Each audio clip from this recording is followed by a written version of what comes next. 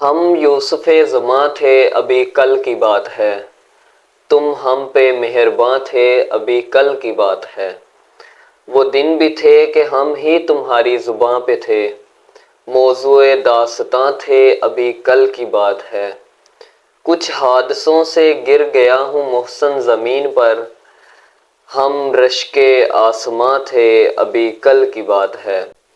नाज़रीन, ये एक मुकम्मल पोइट्री है, एक मुकम्मल नज़म है जो कि मोहसन नकवी ने लिखी है। और ये आज की वीडियो में बताने का मकसद ये है कि आज उस शख्सियत के बारे में डिस्कस करने जा रहा हूँ जिसको इस वक्त पाकिस्तान की क्रिकेट में हॉट न्यूज़ बनाया जा रहा है। वो हॉट न्यूज़ बना हुआ है, किस वजह से बना हुआ है?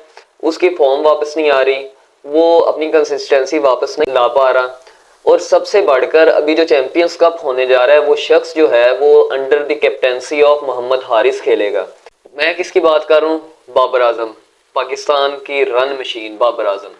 इसके हवाले से जो शोएब मकसूद हैं, उन्होंने भी पिछले दिनों बड़ा डिसेंट किस्म की ट्वीट्स की हैं।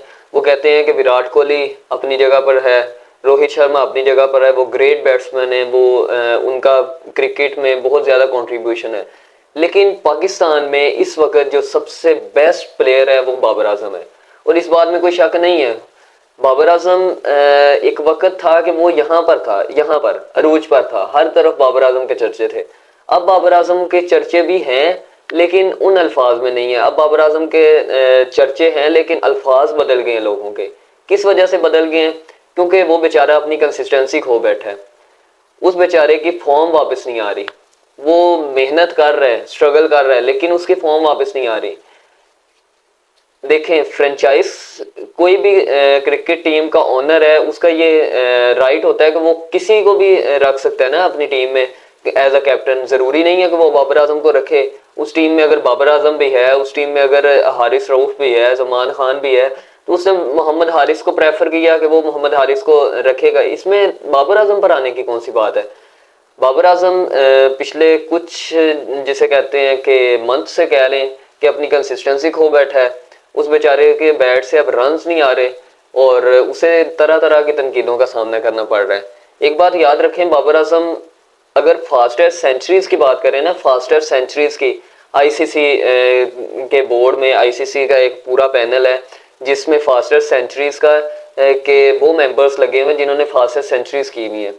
वहां पर रोहित शर्मा भी है, उसने 35 बॉल्स पर कर रखी है। वहां पर बाबर आजम भी है, उसने 49 बॉल्स पर सेंचुरी कर रखी है। आपको ये चीजें नहीं नजर आती, आपको जस्ट वो चीज नजर आती है जो आपको दिखाई जा रही है। वो आपके जहनों में नेगेटिविटी बैठी हुई है जो आपके जहनों तक पहुंचाई जा रही है, जो हमारे एक्स क्रिकेटर्स पहुंचा रहे हैं, अहमद शहजाद जैसे पहुंचा रहे हैं, बासत अली जैसे पहुंचा रहे हैं। आप उस चीज को क्यों नहीं देखते कि वो बंदा जो है पाकिस्तान के बैटिंग लाइनअप में स्पेशली बहुत अरसे के बाद इस तरह का कंसिस्टेंट बैट्समैन आपको देखने को मिला है। वो बेचारा अभी स्ट्रगल कर रहा है, आप बजाय उसकी हिम्मत बनने के आप उसे तनकीद का निशाना बना रहे हैं। हर बात पर टीम हारती है। अभी ये जो टेस्ट क्रिकेट मैच हुआ है बांग्लादेश के खिलाफ, हम हारे हैं, हम बुरी तरह हारे हैं, और उस चीज का जिम्मेदार भी बाबर आजम को ठहरा जा रहा है। बाबर आजम कैप्टन हो तब भी वो जिम्मेदार है, बाबर आजम कैप्टन ना हो तब भी वो जिम्मेदार है। क्यों भाई?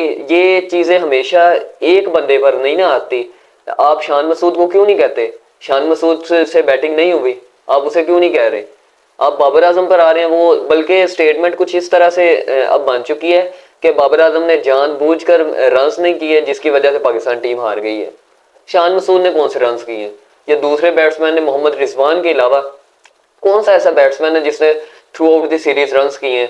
पहले मैच में सऊद शकील ने किए, बाकी 3-4 इनिंग्स में वो फ्लॉप गया है। बाकी जो दूसरी हैं, दूसरे बैट्समैन है, वो भी सारे फ्लॉप गए हैं। उनकी तो कोई बात नहीं करता, सारे बाबर आजम पे चढ़े हुए हैं। देखें, बाबर आजम जो है ये पाकिस्तान टीम में इस वक्त एक हीरा है जिसकी कदर ना हर कोई बंदा नहीं समझता।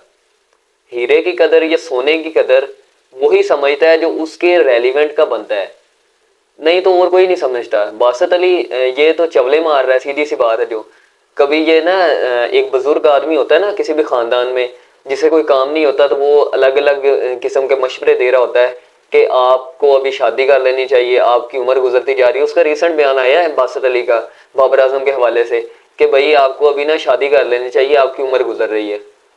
भाई इतनी फिक्र है, अपनी तरफ से कोई एक आधा रिश्ता दे दो उसे। इतनी फिक्र जो है, तुम अपनी तरफ से कोई एक आधा रिश्ता दे दो उसे, पेश करो थाली में ला के उसे पेश करो कि भाई ये ले आपकी उम्र गुजर रही है, मैं आपको रिश्ता दे रहा हूँ, आप कबूल करें। मतलब अजीब किस्म के ड्रामे हो रहे हैं पाकिस्तान क्रिकेट में। हर तरफ मतलब अजीब अजीब किस्म की स्टेटमेंट्स देखने को मिल रही हैं। अहमद शहजाद को देख लें, जो क्वेश्चन मर्जी उससे कर लें, वो उसने जिसे कहते हैं गेड़ा शेड़ा दे के ना बाबर आजम पे आगे चढ़ जाना होता है।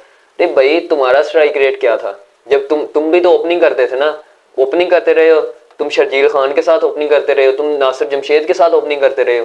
तुम्हारा स्ट्राइक रेट उस वक्त क्या था, या तुम्हारी कंसिस्टेंसी कितनी थी?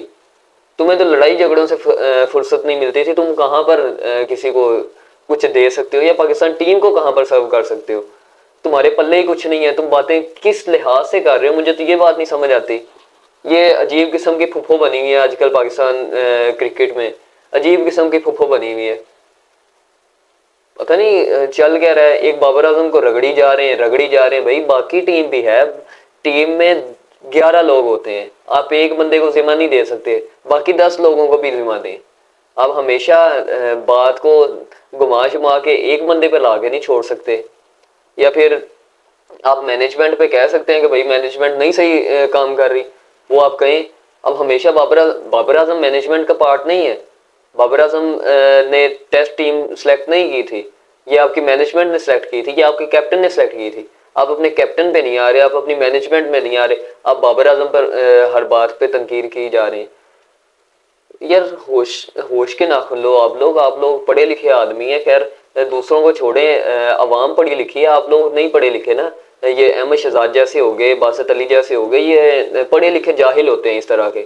अवाम पढ़ी लिखी अवाम को आप क्यों डीमोटिवेट कर रहे हैं, उन्हें मिसगाइड कर रहे हैं। उन्हें हर हर मामले की तय से निकल के एक ही बंदा सामने आ जाता है कि भाई ये बाबर आजम की गलती है।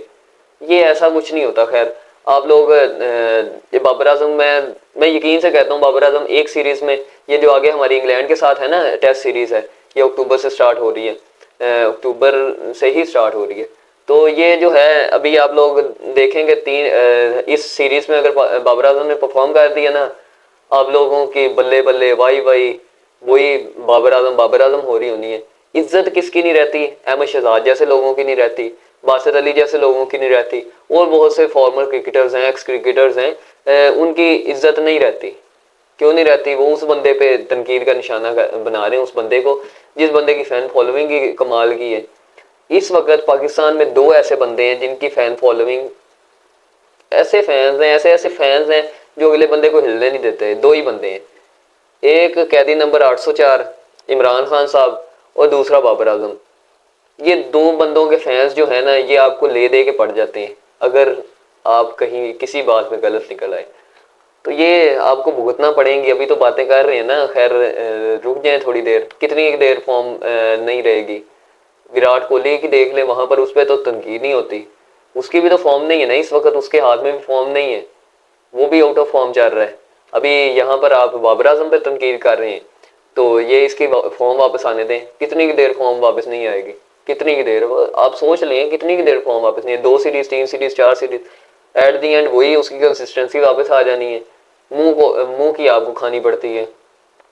खैर जो होना है वो हो ही जाना है। आप लोगों की बातों से कोई असर तो नहीं खैर पड़ता। और फिल वक्त के लिए इतना ही, दुआ में याद रखिएगा। अल्लाह हाफिज़।